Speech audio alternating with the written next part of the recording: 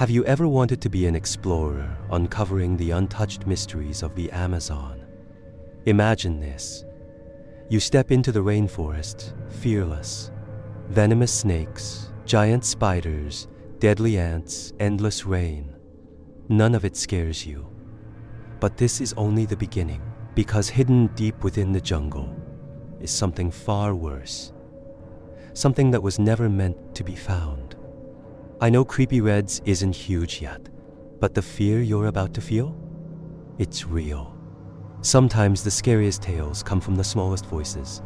So watch till the end. And if you truly feel the fear, then hit that subscribe button, and I know it won't let you go without hitting that red button.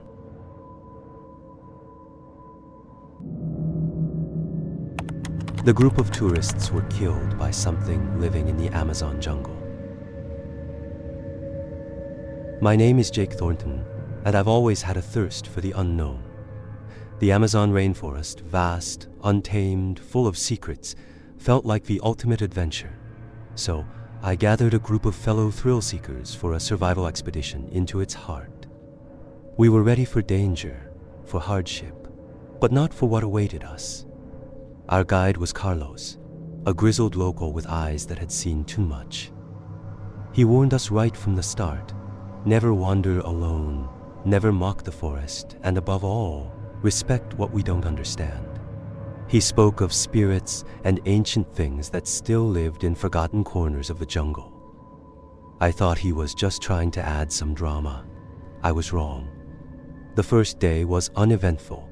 We trekked through thick undergrowth, awestruck by the beauty. Giant trees towered overhead, and strange cries echoed from unseen animals. That night, we set up camp beneath a dense canopy, the fire flickering against a wall of endless green. But something felt off. The jungle had a weight to it, like it was watching us. Strange rustlings came from beyond the firelight. At first, we joked, just monkeys, maybe a jaguar in the distance. But when I heard a low growl that sounded almost human, something in my chest tightened. Sleep didn't come easy. By morning, Carlos looked on edge. He pulled me aside and whispered, "Stay close. It begins with whispers. Then people start disappearing." I wanted to laugh it off, but the fear in his eyes was real. That day, the atmosphere changed. The jungle felt tighter, the air heavier. People started hearing things. Distant footsteps, their own names whispered in familiar voices, even laughter that vanished when we turned around. Then it happened. One of our group, Mia, strayed just a few feet off the trail. Gone, no scream, no struggle, just gone. We searched for hours. Nothing. The trees were too dense, the ground untouched. Carlos muttered a word under his breath I didn't recognize, but the way he crossed himself told me everything. That night, we all stayed close to the fire. Every flicker cast dancing shadows, and every sound beyond its reach made us jump. Something was out there, watching, waiting. We didn't sleep. Another growl, closer, and then a scream. We turned to see one of the others, bent, dragged into the darkness. The fire's light caught a glimpse of something, a shape, long limbs, pale skin, and eyes that burned red before vanishing. Panic set in. Carlos yelled for us to stay calm, but even he was shaking. "It's old," he said. "The jungle's guardian, but something has changed it. Now it hunts." The next day was a blur of fear and frantic movement. We pushed forward, desperate to find the edge of the jungle, but every direction looked the same. The forest twisted around us like a maze. The sun barely pierced through the canopy, and it felt like we were being herded. By nightfall, there were only 6 of us left. The whispers came louder now, taunting, familiar. We saw faces in the trees, heard footsteps behind us that vanished the second we turned. The jungle was alive, and it hated us. Carlos tried to lead us with what little strength he had left, but I could tell he'd lost hope. "We never should have come," he muttered.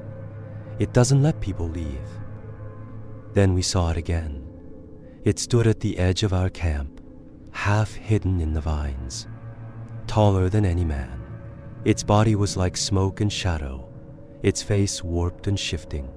It stared at us, and in that stare, I felt pure malice. This thing didn't just hunt, it played. We ran, branches whipped at our faces, roots reached for our ankles. I heard more screams behind me, but I didn't stop. I couldn't. The jungle blurred around me until finally I saw it. Light. A village. I stumbled into the clearing, collapsing as the locals ran to help. They didn't ask what had happened. They already knew. Inside one of the huts, I sat in silence, trying to breathe again. But when I looked out the window, my blood turned to ice. There it stood, at the edge of the trees, watching me. Its eyes locked with mine, and I knew it had let me go, but not because I escaped. It let me live to remember, to carry its warning, to remind others. The jungle doesn't always let you leave.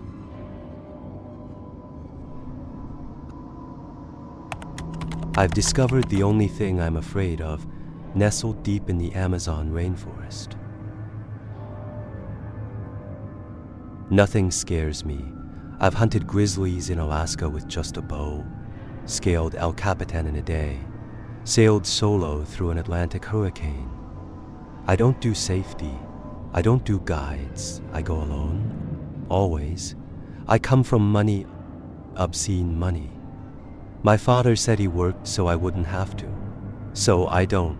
Instead, I chase danger across the globe, documenting it through my satellite phone. My latest destination? The Amazon. I wanted something ancient, untouched, something that hadn't already been photographed 1,000 times. The Amazon felt like the last real frontier. By day 4, I was ready to quit. The jungle was suffocating. The air so thick, I felt like I was breathing through a wet rag. The mud grabbed at your legs like it wanted to keep you.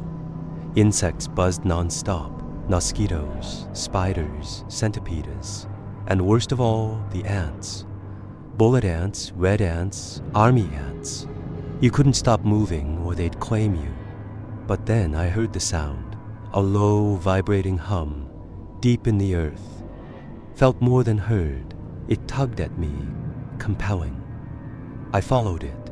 I walked through swamps, hacked through vines. Hours passed, maybe more.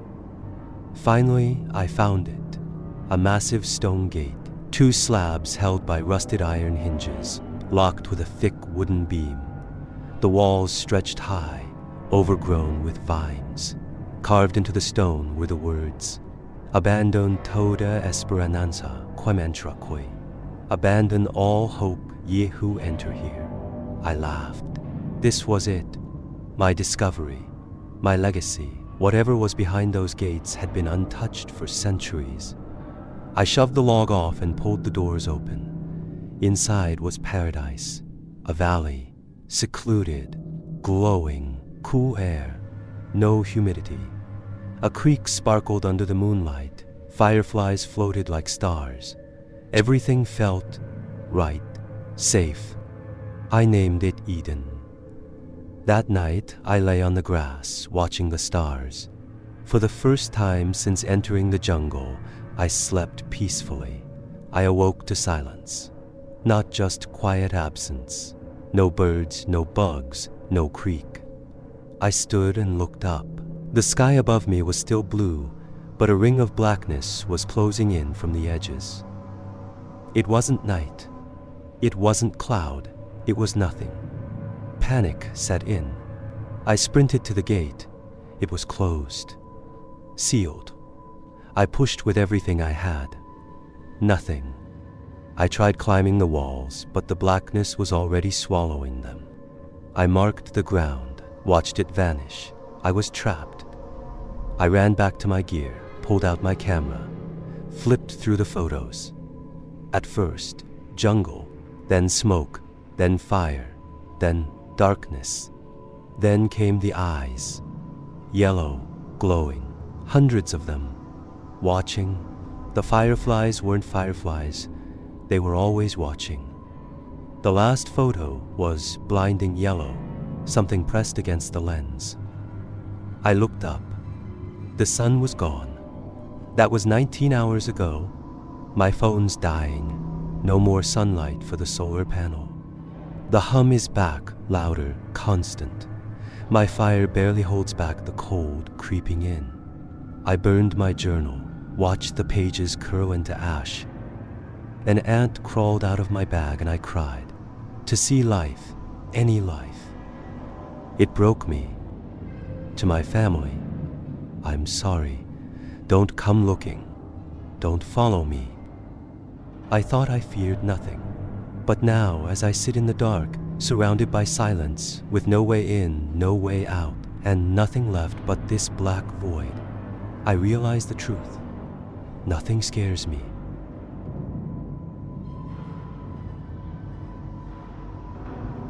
We traveled into the Amazon rainforest. We discovered something truly evil.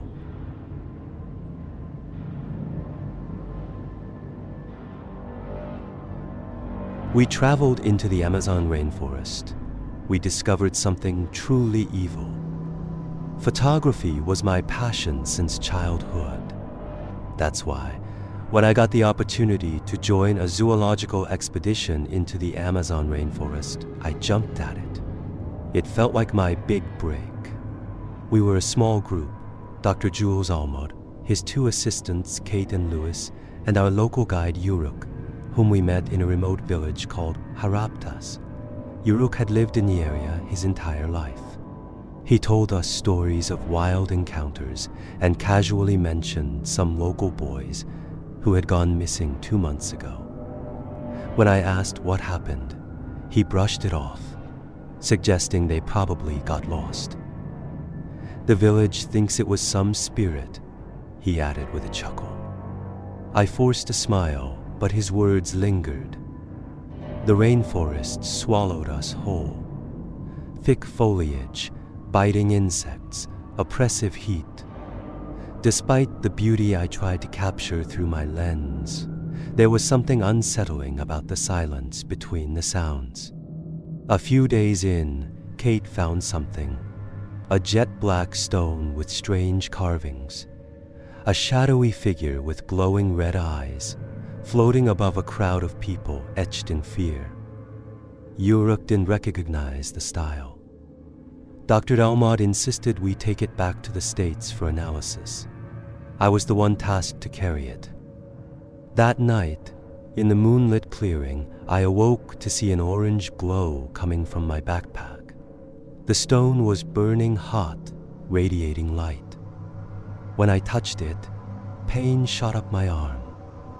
The glow faded soon after, but sleep didn't come easy. The next day, animals seemed scarce, and those we did find fled quickly.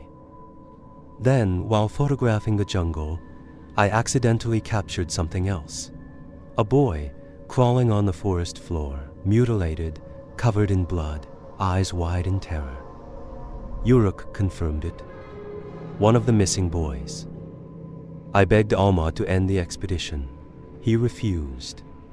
It's just a trick of the light, he snapped. That night, Louis vanished.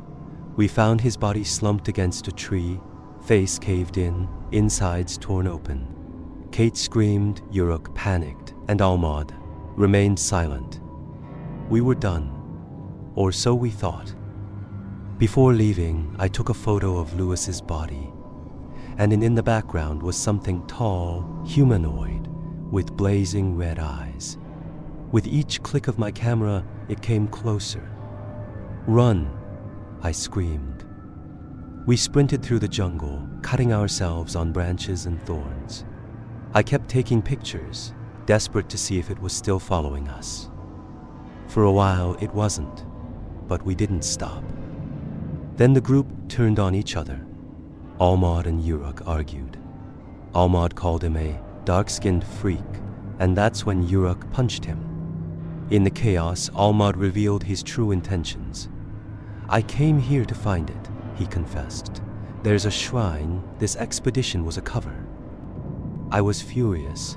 He had used us, lured us into this nightmare for some obsessive pursuit. Then I made a terrible mistake. I took a photo of Kate. It was right behind her. Her flesh began to melt. Her chest caved in, blood exploding like a broken dam. Her scream still echoes in my nightmares. Yurok and I ran, but I tripped. My ankle twisted unnaturally. Yurok tried to help me. He saved me. But then, it got him. His face twisted in agony as blood poured from every orifice. His torso split open like paper. I ran. I left him behind, screaming for help. And I just ran. Eventually, I found a road and flagged down a car. Back in civilization, I checked the photos. Just like Almad warned, the creature was gone, erased, as if it never existed. But I know what I saw. I remember those eyes, deep red and eternal. And at night, when I close mine, they're still watching me.